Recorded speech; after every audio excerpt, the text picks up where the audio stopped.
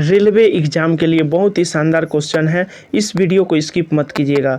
10 volt के विभवांतर वाले दो बिंदुओं पर 5 कूलम के चार्ज के स्थानांतरित करने में किया गया कार्य पूछा गया है। तो यहाँ पे जो कार्य हो जाएगा W बराबर कहिएगा, जो हो जाएगा विभवांतर 10 गुने 5 हो जाएगा, total 50 joule is right. 50 joule is right हो जाएगा, जो कि आपका option number C is right.